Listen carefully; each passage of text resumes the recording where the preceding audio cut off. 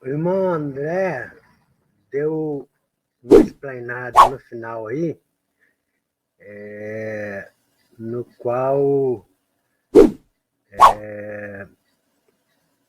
eu vou acrescentar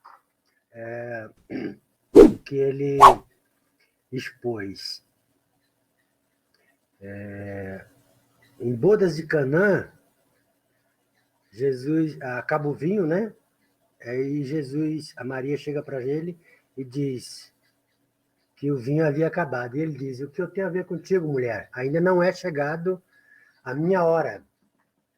Né? Aí Marcos ele fala: a sua mãe e seus irmãos estão aí.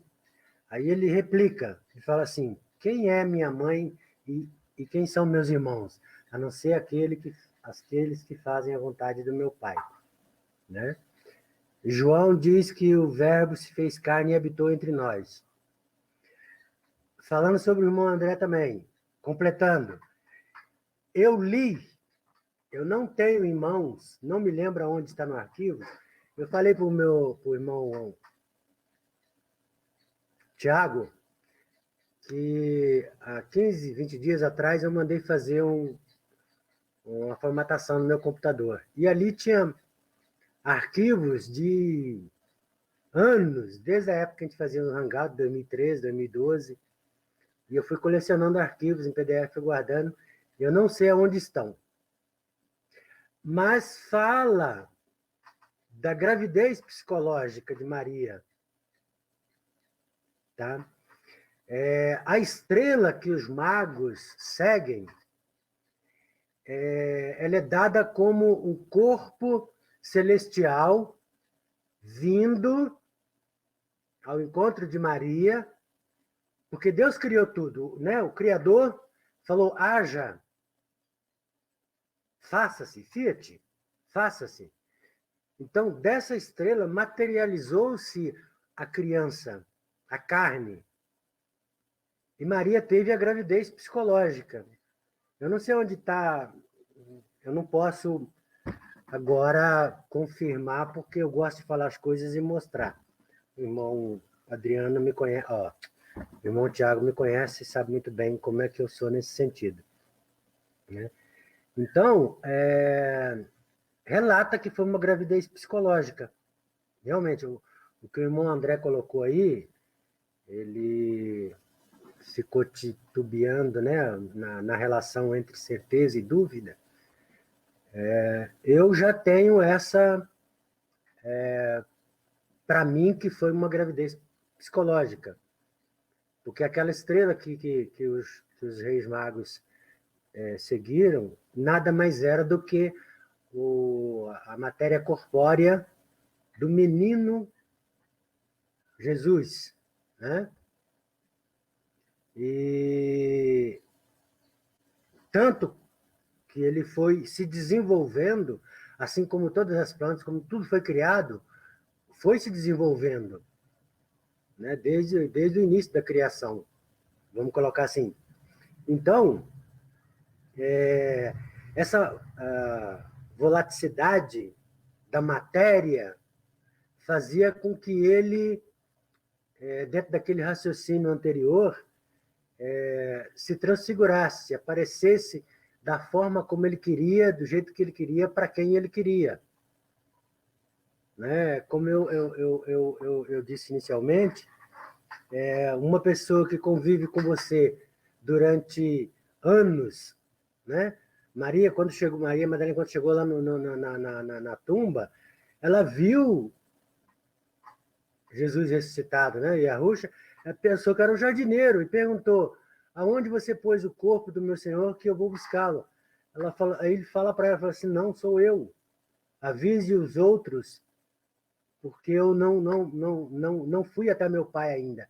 Ou seja, ele iria até o pai, depois voltaria para passar as instruções aos discípulos, como ele havia mencionado, né? Que eles entenderiam tudo após a morte e a ressurreição dele. Mesma coisa com os discípulos em Emaús.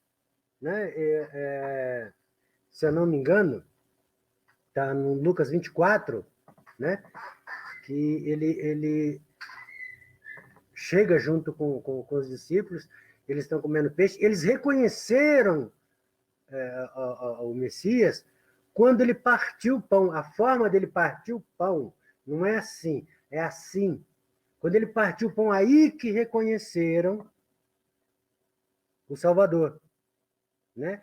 Ele diz lá em João 18, ele fala que a Pilatos, como o irmão André falou aí, que meu reino não é deste mundo, porque se fosse, vocês não colocariam a mão em mim, né? Eu acredito muito, como também na passagem dele andar sobre as águas, no mar revolto, né? E que não reconheceram ele, pensaram que era um fantasma. Então, essa matéria volátil, ela se transformava de acordo com o momento, de acordo com a necessidade, ou para quem ele quisesse aparecer, ele aparecia de uma forma diferenciada. Tanto que não reconheceram ele, né? E tem uma parte nos evangelhos, se eu não me engano, diz que no nascimento, até os 12 anos, tem um apócrifo que narra esse período oculto na Bíblia do Salvador, que ele, por exemplo, fazia passarinhos de barro, assoprava e os passarinhos criavam vida e voavam, né? O nascimento dele também tem a ver com...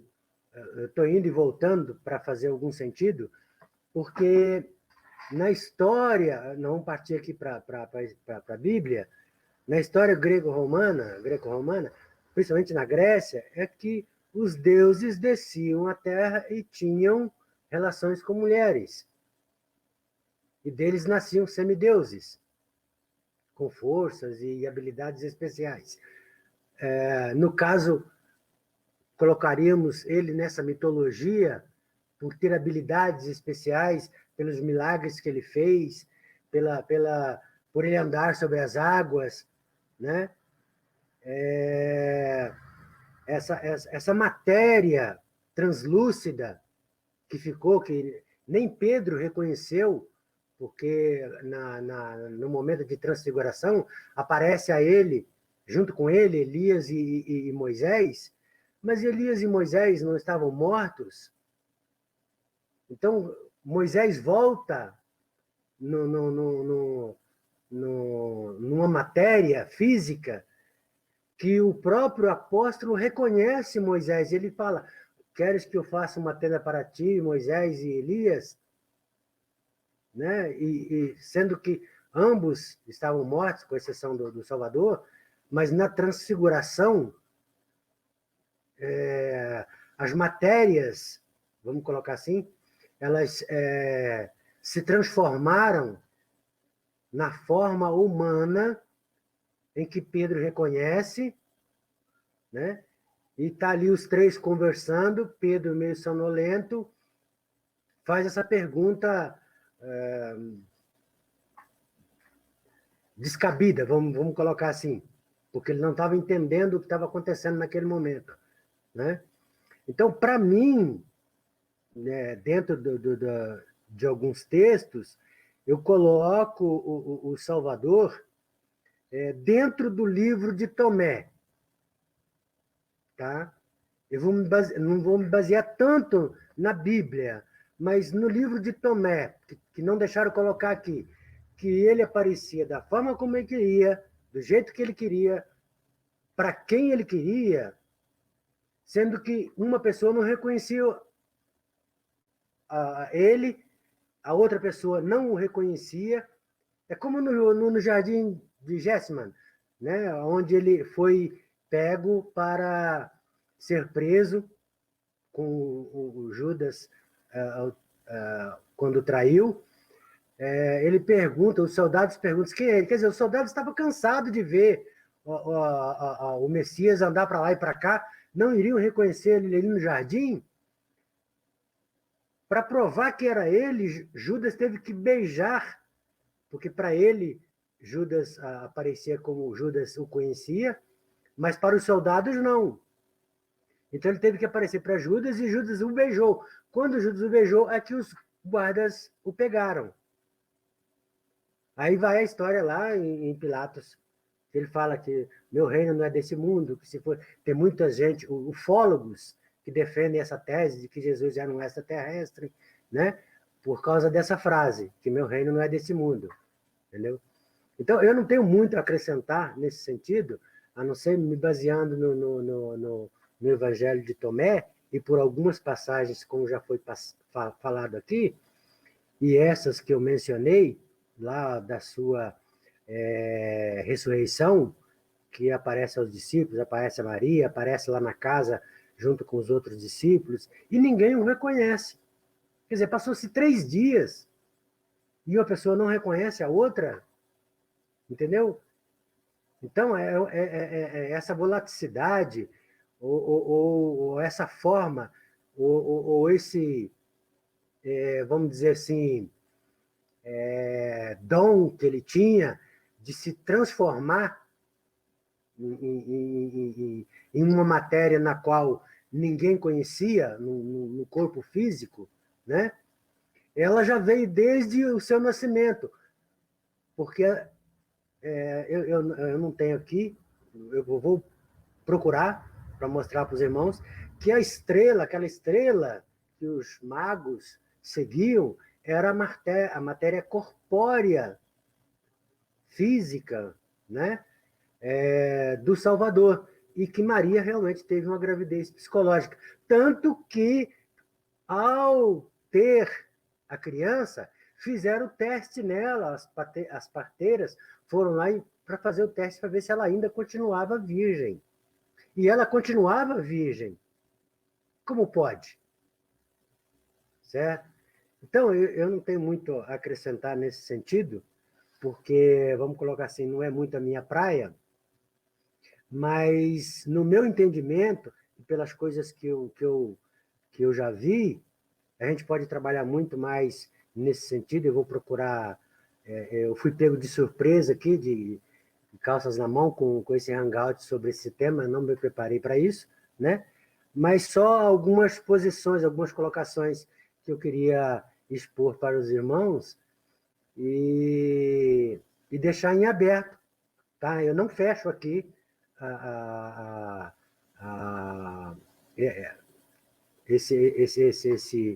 esse item, né, essa parte do Hangout, como definitivo sobre as coisas que eu disse. Tem muito mais coisas a serem ditas a respeito da matéria, do corpo e da divindade do Salvador. Tá bom? Passa a palavra.